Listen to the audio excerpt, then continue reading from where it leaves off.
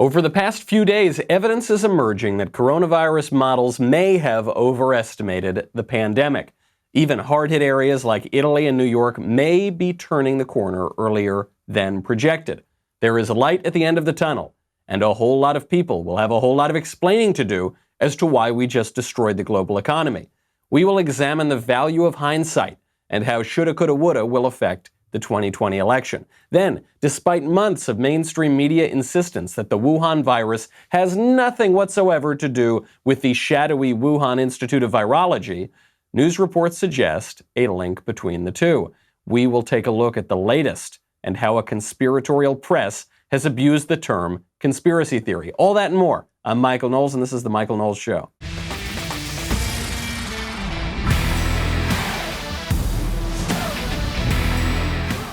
Some good news. Isn't that nice to report for a change? Italy may have turned the corner.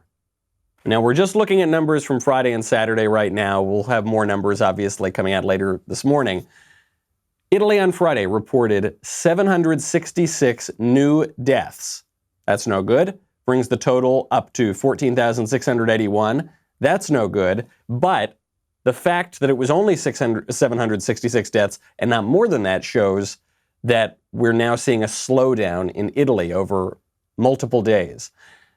Infections grew from Thursday to Friday by 2.8%. Also, doesn't sound great, except that is lower than it was growing before. So before the rate was 3%, now it's down to 2.8. Looks like we're seeing a slowdown. And the number of people who got the virus and then were sick and then recovered also jumped pretty high on Friday in Italy to 19,758. So it looks as though we can say with some confidence, Italy has peaked. You know, we've all been talking about flattening the curve. It now seems to have gone over the top of the curve and it's on the way down. Really good news for us is that may also be true in New York. It may not be true in New York. Andrew Cuomo, the governor there, has been cautious to say, listen, we had a little bit of a slowdown. That might just be a blip, though. It might go back up again. But there does seem to be light at the end of the tunnel there. So New York's count of daily coronavirus deaths fell for the first time on Saturday compared to Friday. So on Friday, there were 630 deaths in New York. On Saturday, there were 594 deaths, which is significantly down. If you're talking about 36 deaths, down to the number 594. New hospitalizations were also down. They were way down. They went down to 574 on Saturday compared to 1,095 on Friday.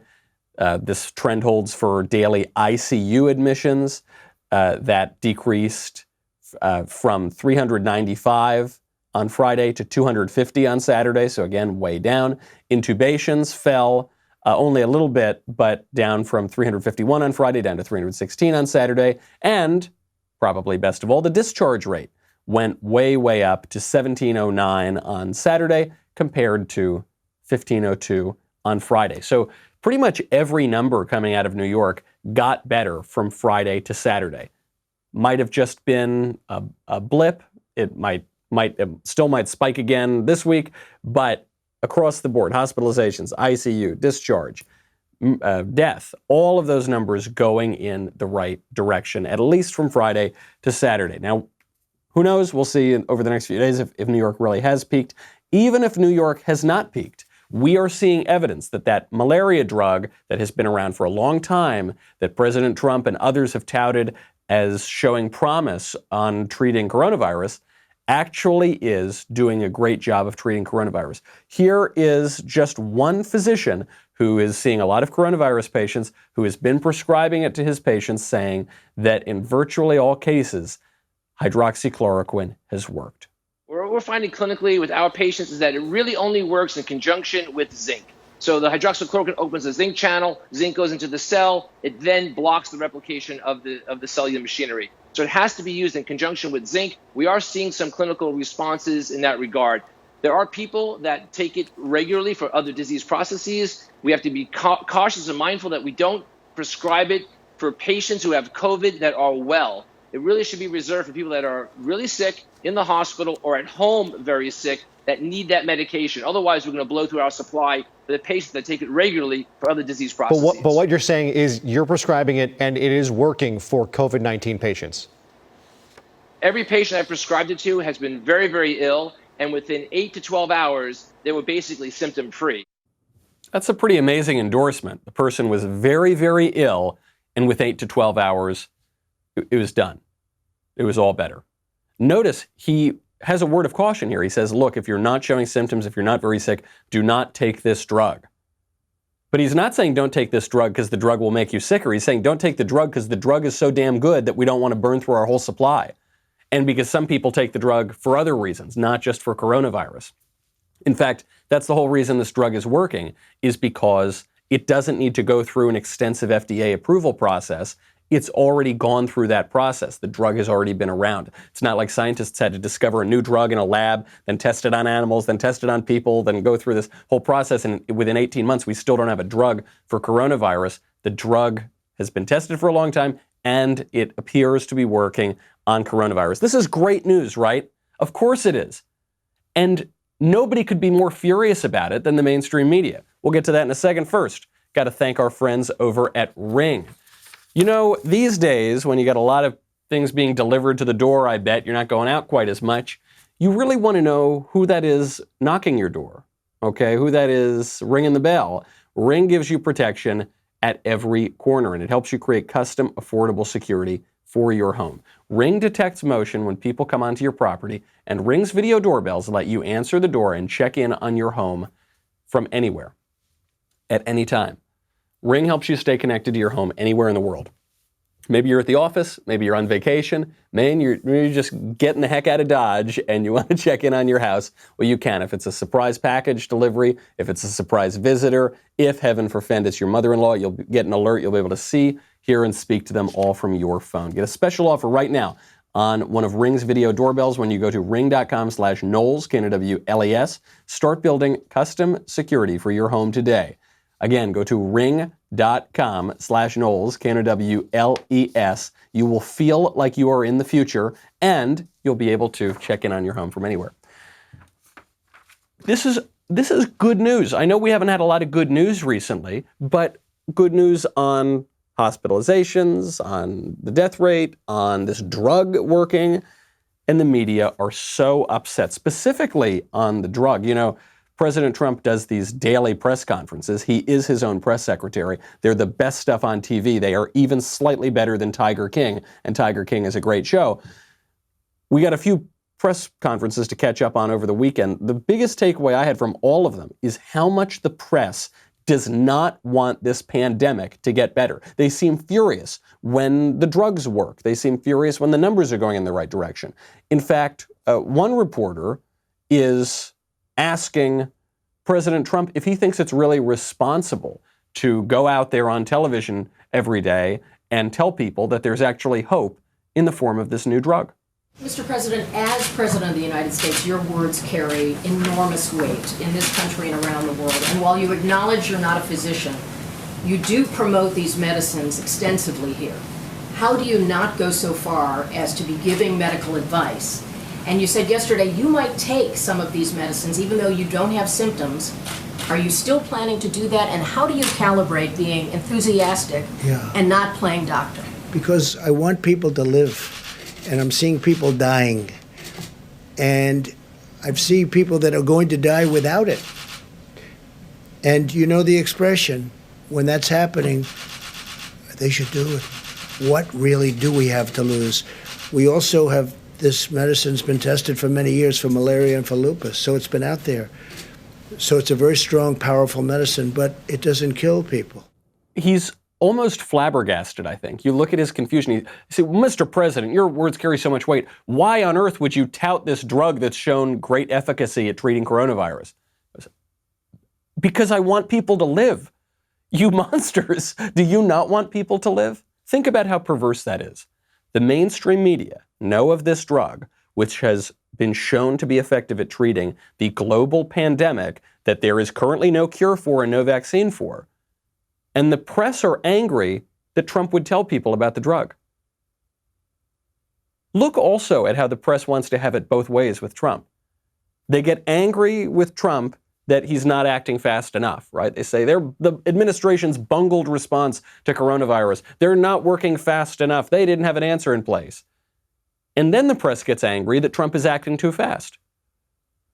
They say, we had no response to this virus. You have no cure for this virus. Okay, well, we've got a cure now. You can't have a cure. That's terrible. You haven't gone through 18 months of clinical testing. It seems pretty clear they just don't want the problem to go away. I thought Trump gave a very good answer. The reporters were not pleased with that answer. Actually, the reporters came back and asked the same question again, phrased even more offensively. The next reporter then asked the question as to why those pesky elected politicians keep leading our politics and making these decisions, instead of just turning over all of their power to the scientists, to science itself.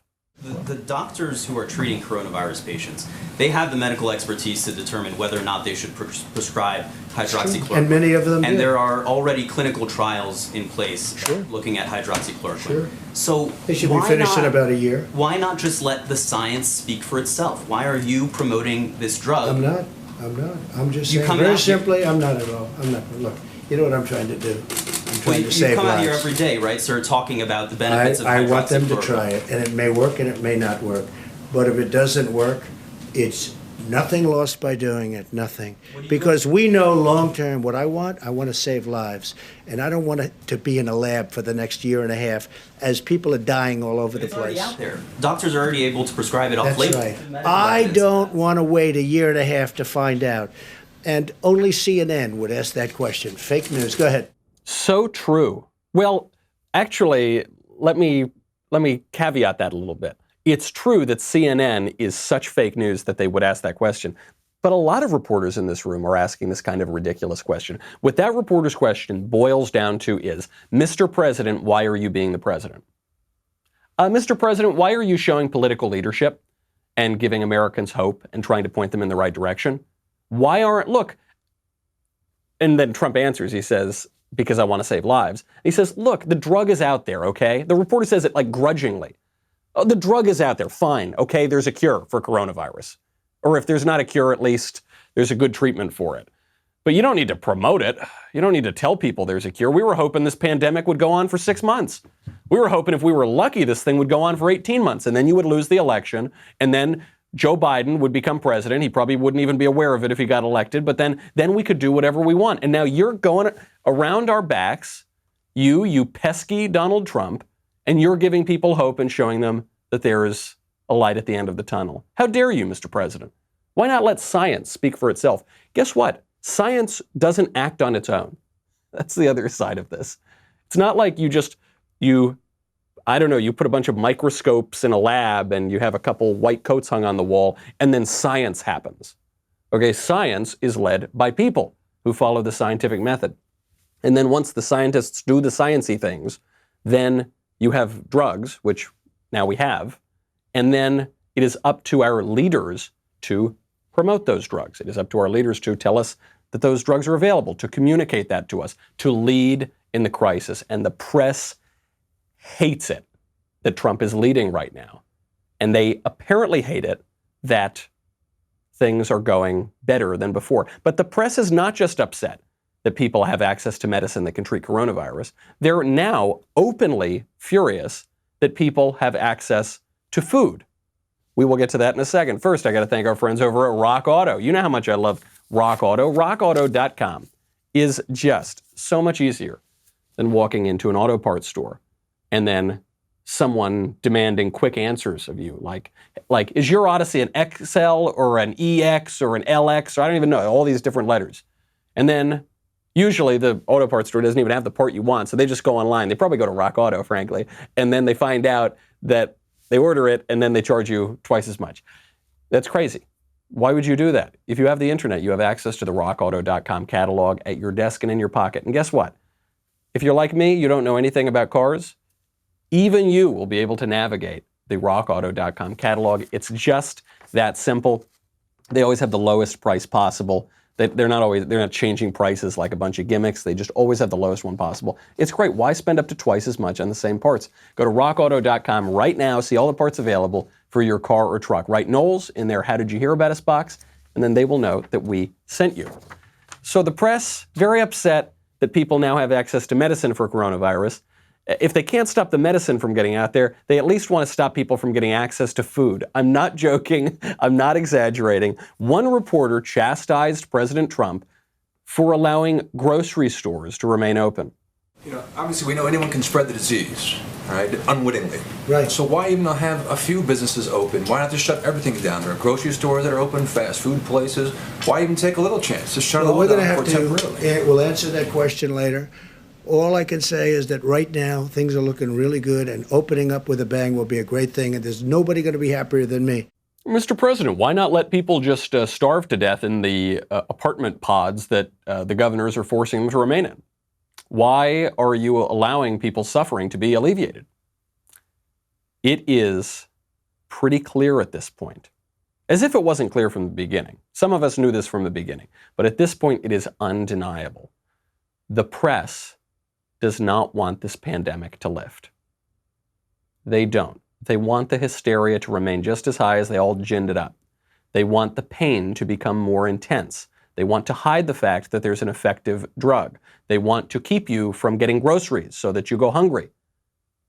They want there to be maximum chaos because they realize that by maximizing political pain during this pandemic, they are helping themselves politically and they are hurting their number one enemy, Donald Trump, politically. I usually try not to use terms like enemy when I'm talking about domestic politics. I think it was Ronald Reagan who said, when we're talking about Democrats and Republicans, no one has enemies, we only have opponents. But I'm beginning to think for the left, they have an enemy. For instance, when you think about coronavirus, you would think that, okay, maybe you disagree with Trump or you like Trump, but he's not the enemy. The enemy is China, which is 100% responsible for spreading this pandemic. And yet, when you look at the left-wing press, they are constantly covering for China. They can't get enough of it. And they are constantly attacking Trump and trying to make it as though Donald Trump put on a white lab coat and went into a lab in Wuhan and concocted this coronavirus. By the way, we'll get to the connection between this virus and that lab in Wuhan in just a moment. Regardless of all that, the evidence is that things are getting better. And increasingly, the evidence is showing that the doomsday models that we were all told, 2 million Americans dead or more, were wrong. And people are bringing up now, even some reporters are bringing up what to do about those models. And you're about to see this conversation shift rapidly from, we have to believe the models, we have to believe the most extreme models, to, the models were wrong, why did you guys get it wrong? Here's a reporter putting that question to President Trump. Some of the models that you guys are using, the IHME model in particular, has been very accurate when it comes to projecting deaths over the last couple of days. But there's a couple of other metrics that they seem to be pretty far off on, specifically hospital beds. Are you guys, happy with the models you're currently using? Is there any need to adjust those? Well, it's turning out that we need less hospital beds. Right. That's what you're talking about. And that's what we may have models, but we've been sort of saying that. In New York, we were saying we think you're going to need less. Now, let's hope that continues. But right now, I heard Governor Cuomo this morning, and he was saying less hospital beds, also less death. That was a very big thing. First time, less death today than yesterday, right? That's a big thing. But also less hospital beds. That means less patients, because basically it's less patients. This is such a dishonest new narrative that is just today emerging from the mainstream media, and you're going to see it for weeks now, which is initially they attacked Trump because he was underestimating the virus. And now, pretty soon, you're going to see them attack Trump for overestimating the virus. Why aren't you doing more? Why did you do so much? And they're going to do it with a completely straight face. They're going to do it without blinking. That's how used to pushing a narrative these people are. This is good news, I guess, right? They don't need as many hospital beds as they thought they needed. They brought this ship. The federal government sent this hospital ship to New York to treat all the people who don't have coronavirus. They figured they could get all the otherwise healthy people treated on the ship, and then all the hospitals would be used for coronavirus. Now they're actually using the ship for some people with coronavirus because all the other deaths and injuries are way, way down because no one's allowed to leave their apartments. And it is good news to say there are fewer people in the hospital than we thought. There are fewer people getting sick than we thought. it is good news, but there is a downside to that. The downside is, hooray, look at how great we did. We destroyed the global economy for no reason. Right? That's assuming the best case that the models really were overblown, as some people were suggesting weeks ago, not naming any names, not raising any hands.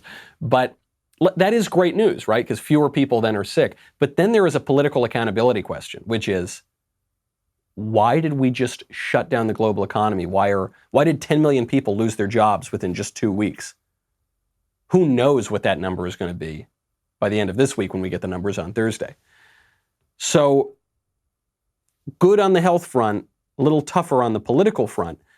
President Trump is already trying to get ahead of this narrative. He's already trying to distance himself from the models. He came out at the last press conference and he said, look, I've never worked with models. Well, at least not those kind of models. Hundreds of thousands of people are going to die. You know what I want to do? I want to come way under the models. The professionals did the models. I was never involved in a model, but at least this kind of a model. I love that line. Well, look, at least not this kind of a model, okay? Maybe you've all seen Melania, beautiful lady, okay? But other kind of models I'm not involved in. A really smart line. Also politically smart for Trump to distance himself from those models that he initially showed some skepticism toward, that he has repeatedly said he didn't think the doomsday scenario was necessarily going to happen. This is going to be the next great debate. Okay, this coronavirus pandemic, and probably even more so, the global shutdown that has resulted from it, is the biggest event to happen to our country and our world since 9/11. It's the most significant event. Even after 9/11, which was an epoch-changing event, we didn't shut down the global economy for 2 months or 3 months or however long this is going to go on. Okay, 2020, the 2020 election is now about this. A month ago, it was about the greatest economy in the world and unemployment and Trump's mean tweets and all that stuff. Now it is about this and the lead up to this and the fallout from this.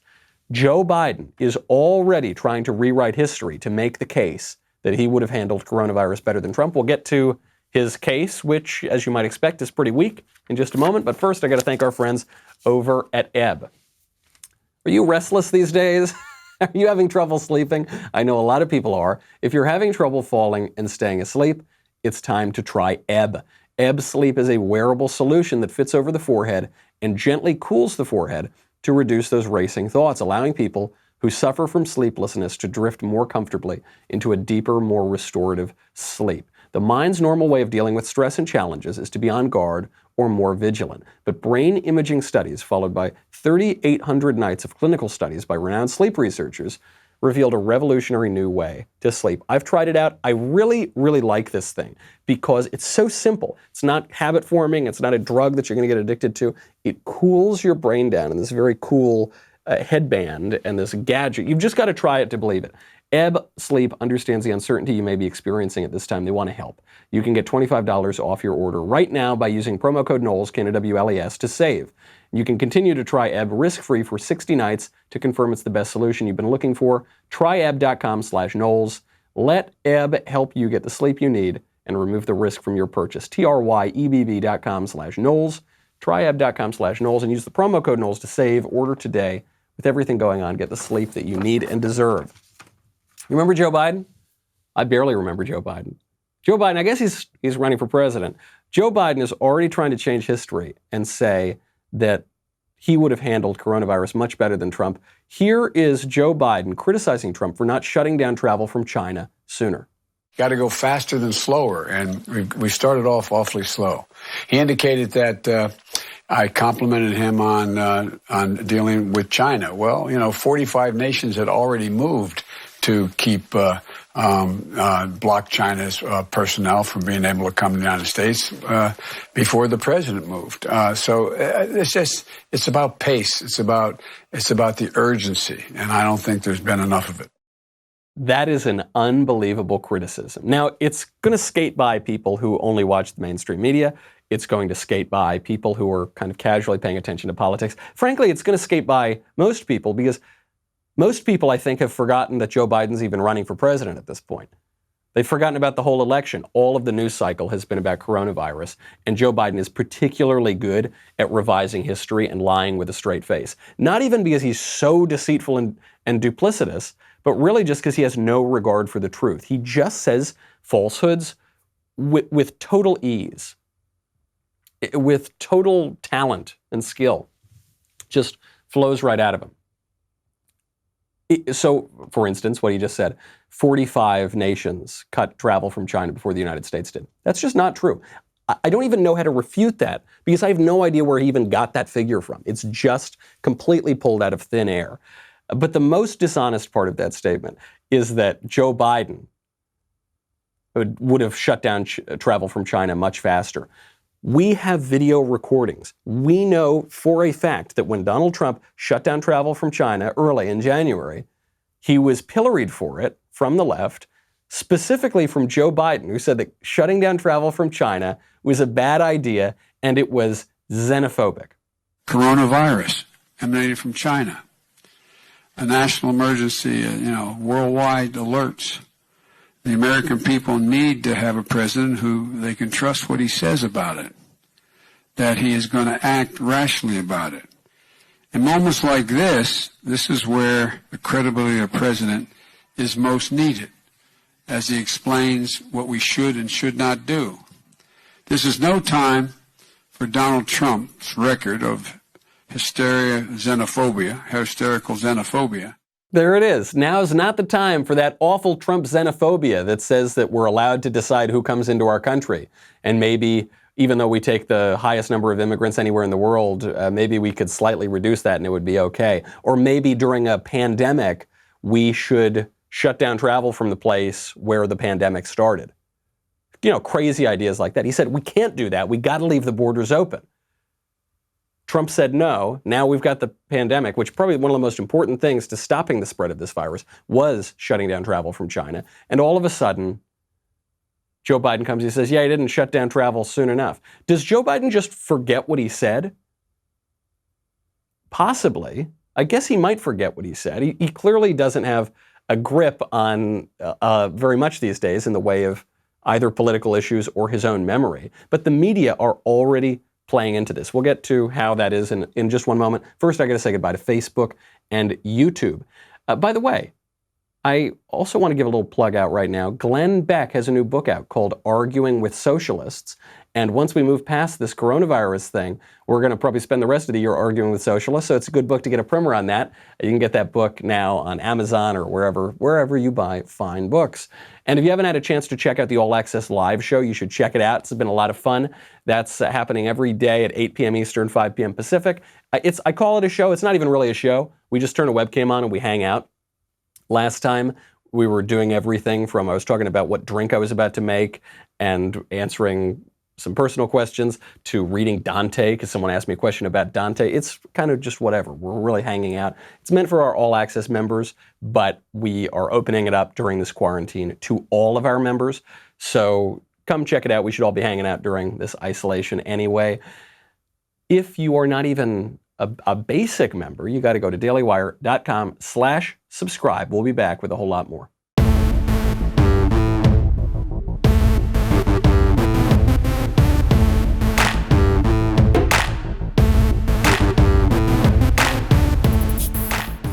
So the media are already playing into this Joe Biden revisionist history on coronavirus, on his whole political career, on the main issues of 2020. And they're pushing this to Donald Trump. People forget about Joe Biden because he's just such a secondary news story at this point, and he's such a weak candidate to begin with, that all the focus is on Trump. So the press are trying to get Joe Biden back in the conversation. They ask President Trump about Biden's attacks on him, and Trump's answer has been characteristically savage. Joe Biden actually just attacked you in a tweet. I don't know if you have seen it. He just what? Attacked you. He just said... Well, he didn't write anything. Look, he has professionals from the Democrats Mr. President, writing. let me just read what he said. He said, Donald Trump is not responsible for the coronavirus, but he is responsible for failing to prepare our nation to respond to it. How do you respond to that, sir? He didn't write that. That was done by a Democrat operative. He doesn't write. He's probably not even watching right now. And if he is, he doesn't understand what he's watching. This is so brutal. It's like it keeps following in the path of his attacks since Joe Biden nearly clinched the nomination or put himself on the way to get the nomination, where he says, look, if Joe Biden gets elected, they say Joe Biden's a little more moderate. Doesn't matter. Joe's not going to be president. They're going to put Joe in a home.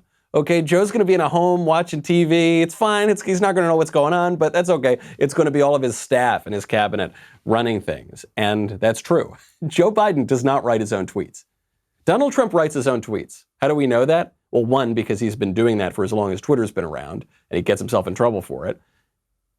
Two, on that point, his staff very often doesn't like what he's tweeting because it creates political headaches for them. Three, there are some kind of random misspellings, just the way that you and I, when we text, we misspell things. You just do it really quickly on your phone. He's writing it, right? Trump is in command of this, and the coronavirus has really shown it. That guy is in charge, okay?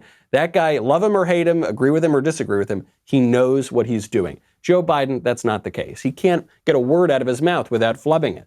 Okay, Joe is fine on Twitter because other people are writing his tweets for him.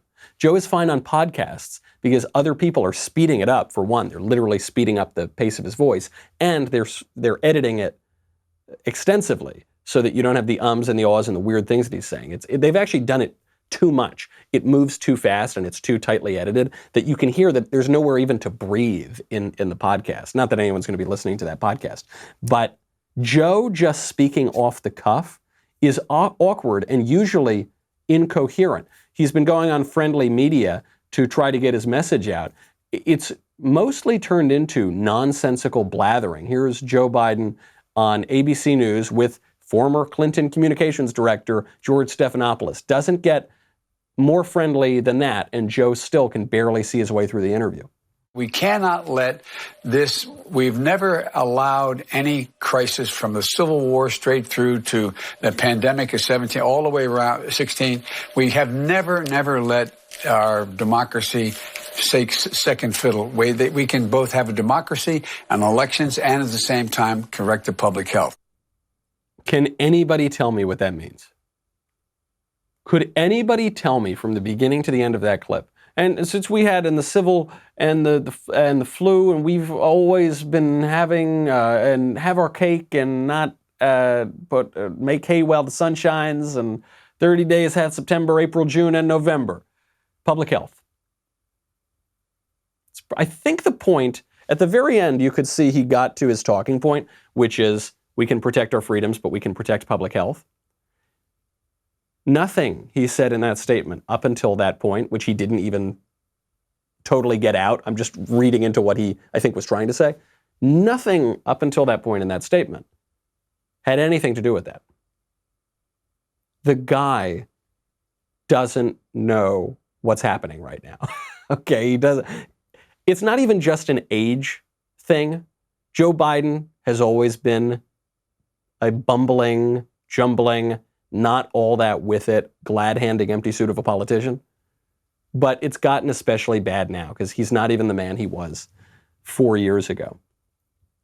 Joe Biden now cannot even remember how many grandkids he has. And frankly, it's probably worse than that.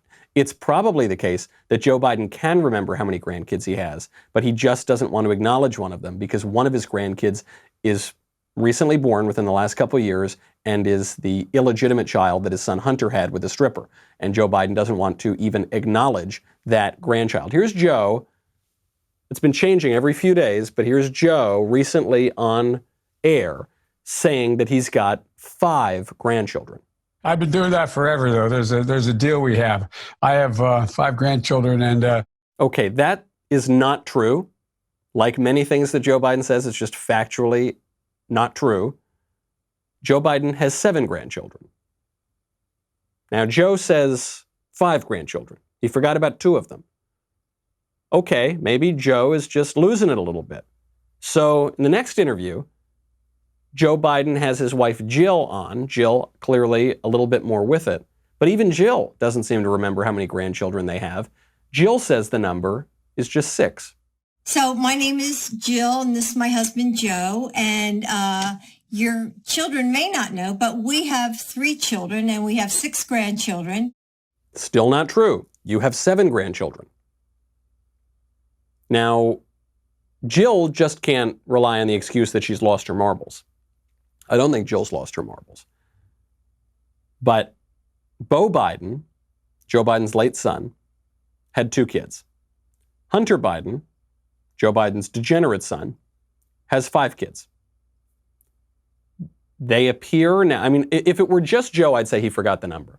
But because Jill is saying this also wrong number, different wrong number, it seems to me that they are just leaving out Hunter Biden's illegitimate child, who was born in August of 2018. Biden, you'll recall, has been in a child support battle over this kid because Hunter Biden is a deadbeat dad and he doesn't want to pay child support to the mother of one of his children. So now we see it's not just that Hunter Biden is a degenerate when it comes to this kid. Joe and Jill are too. Joe and Jill, it would appear, are refusing to acknowledge one of their grandchildren because they don't like the fact that this child was born under difficult circumstances. That's an ugly thing, and it actually matters to his campaign. I'm not just digging up family dirt here for the sake of it. It matters to the campaign because Joe Biden's whole campaign is, I'm going to restore dignity to the office of the president. Joe Biden's entire campaign, beginning to end, is Donald Trump says mean things and I say nice things. Donald Trump is a mean guy and I'm a nice guy. So in order for that campaign to hold any weight, Joe Biden has to be a nice guy. But nice guys don't refuse to acknowledge one of their grandchildren because they don't like the circumstances of his birth. Okay, this is a bad look. It's a very ugly look for Joe Biden. And it's going to come back to haunt him. If they were smart, I think probably what Joe and Jill are thinking is, let's not even acknowledge the kid because that's going to bring up more headaches. It's going to get it into the news. Maybe it'll screw up the child support and paternity lawsuits that have been going on. That's short-sighted thinking. It's a much worse look for them to callously refuse to acknowledge one of their grandkids than to say, yeah, we have this grandkid. He was born under strange circumstances. All families have some difficulties, but we love all of our grandkids, including this one. But they haven't done that. Now, moving beyond Joe, who is, even now, he's got the best political opportunity in his entire life. Global pandemic, he could pin a lot of it on Trump if he wanted to twist the facts, and he still can't do it successfully. Speaking of 2020 and how hindsight is 2020, we are now beginning to get a better picture of how this virus originated, okay? And it's making the conservatives who were skeptical look pretty good. And it's making China and China's propagandists in the mainstream media look pretty bad. So this idea has been floated for a little while now that it's a hell of a coincidence that this virus begins in a Wuhan wet market, allegedly. And Wuhan is one of the very few places on Earth that has a high-level virology institute where China studies very infectious and dangerous diseases, specifically coronavirus diseases. What a weird coincidence, huh? Ah, well, and the mainstream media, I kid you not, they've been saying since the beginning, yup, it's just a weird coincidence. And if you say it's not a coincidence, if you say there's something more going on, then you're a terrible person and a racist and a bigot and a conspiracy theorist. So here's Tom Cotton a couple months ago floating this theory, or not, I guess about a month ago, a little over a month ago, floating this theory that perhaps there's a link between the Wuhan virus and the Wuhan Institute of Virology. We also know that just a few miles away from that food market is China's only biosafety level 4 super laboratory that researches human infectious diseases.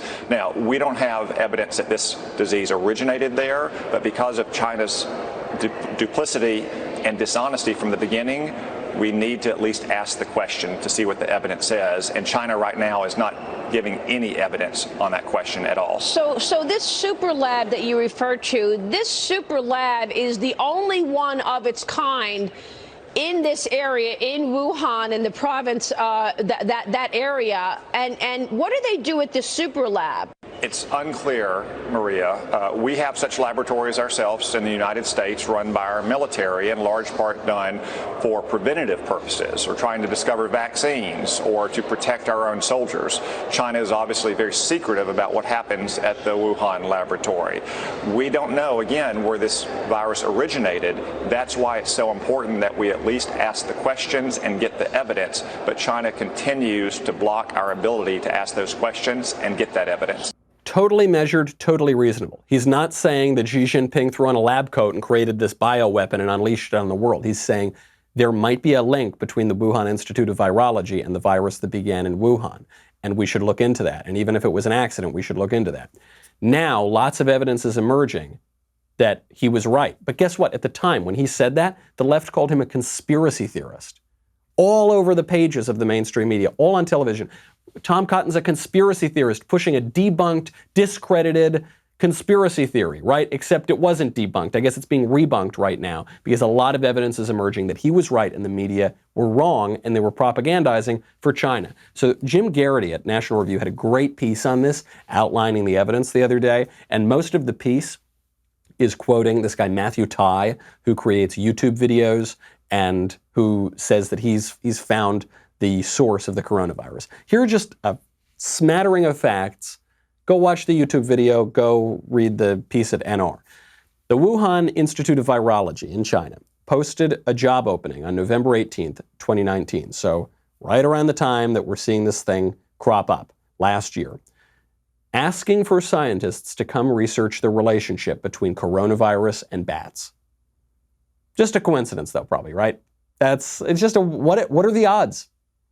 Then, on December 24th, 2019, the Wuhan Institute of Virology posted another job opening. It said, long-term research on the pathogenic biology of bats carrying important viruses has confirmed the origin of bats of major new human and livestock infectious diseases, such as SARS and SADS, and a large number of new bat and rodent new viruses have been discovered and identified. Probably just a coincidence, though. I bet the Institute had no idea what was going on. It was just in the wet markets, after all. It's just that someone bought a bad bat at the wet market. Then there were reports that a researcher at the Wuhan Institute of Virology named Wang Yanling is believed by many people to be patient zero and is believed by many people to be dead. Now, what did the Chinese government say about this? They said, never happened, they don't know who she is, she never worked there. So for the mainstream media, that's good enough. They'll just print whatever the Chinese government wants them to print.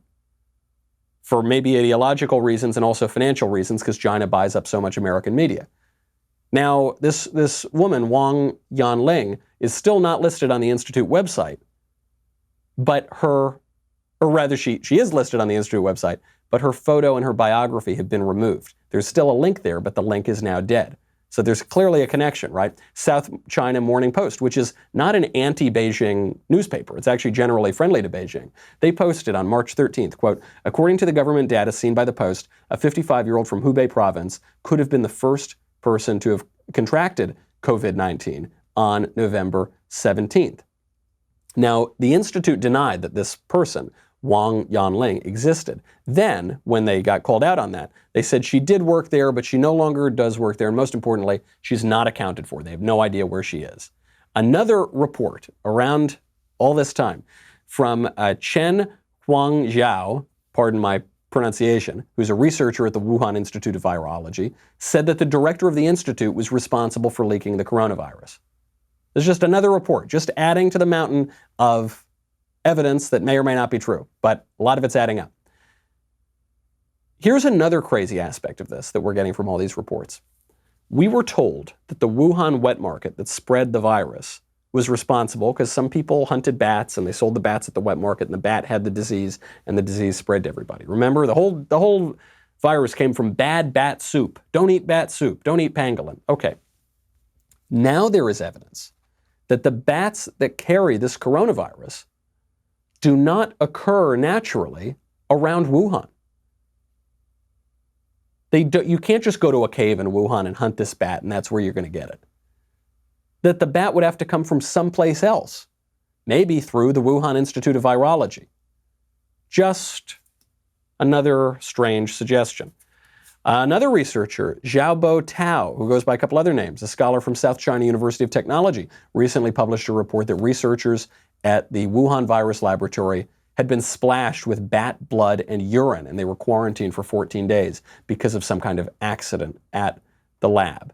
And then, cherry on top, if you don't believe any of that, you don't believe any of these people from around the Wuhan Institute of Virology, the CDC, the United States Centers for Disease Control and Prevention, and the World Health Organization, which is a China mouthpiece, could not confirm if the bats that carry the coronavirus were even present at the wet market.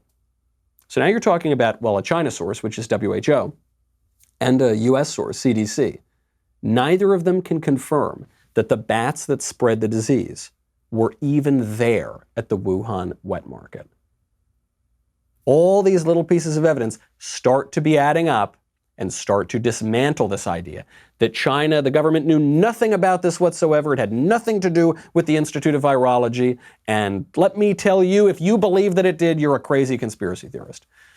Does that mean that China intentionally created and spread this disease? No, it doesn't have to mean that. That's not what Tom Cotton was saying in that interview. Okay, scientists are saying right now that the disease doesn't look manufactured. What does that mean? I have no idea, but I have no reason to dispute the scientists. But of course, the virus could have occurred naturally, been brought to the Institute of Virology to study, had some accident like the ones described in these reports from China occur, and then have the virus leak from the lab. Or it could have been deliberate. I don't know. But it doesn't have to be deliberate for there to be a connection there with the Institute. This is not a conspiracy, or a conspiracy theory, rather, as the left attacked Tom Cotton for saying. Or as the left attacked Tom Cotton for allegedly promoting. Okay, it's a very plausible theory.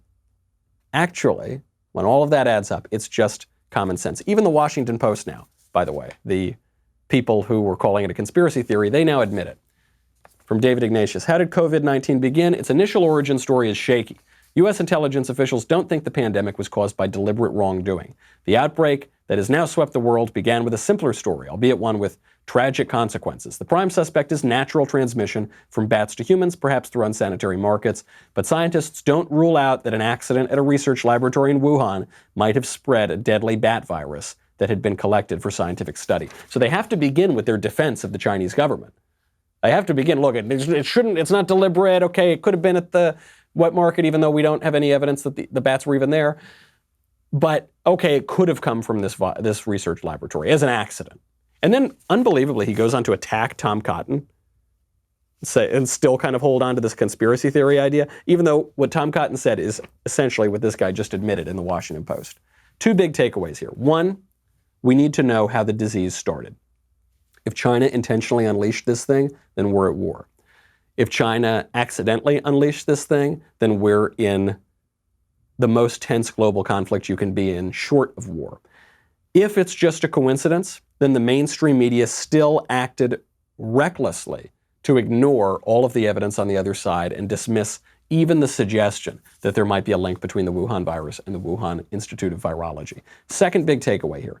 The mainstream media will now label anything that disputes their narrative as a conspiracy theory. I've seen this happening recently.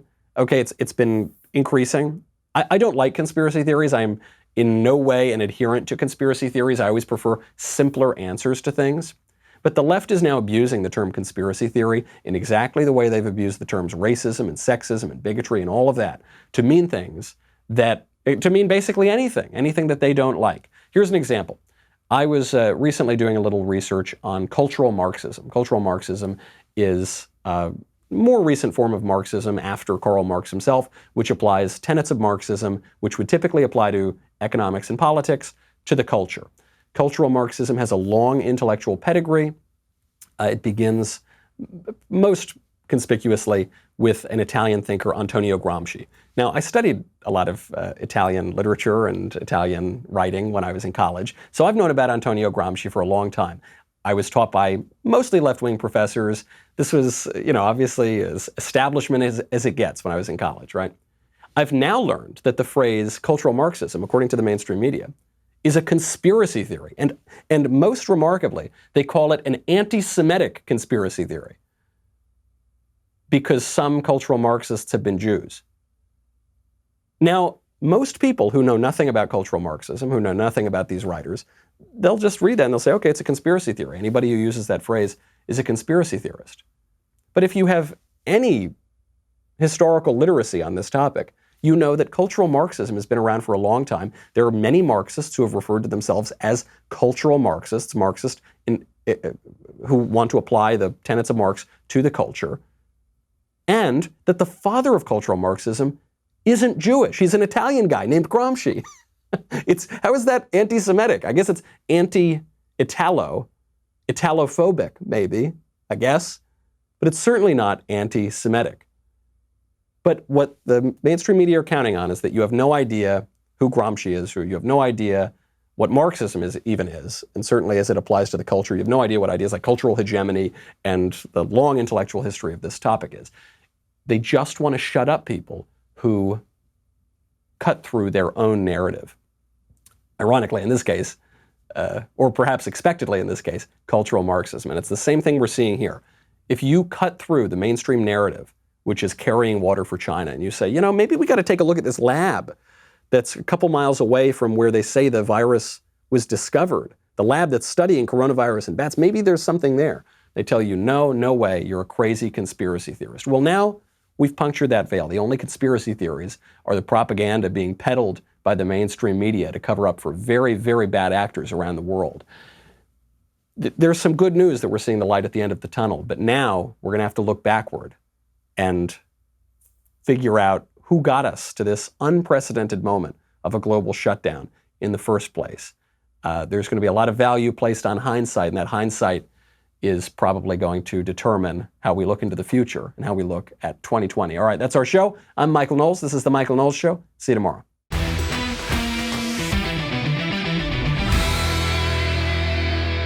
The Michael Knowles Show is produced by Ben Davies and directed by Mike Joyner.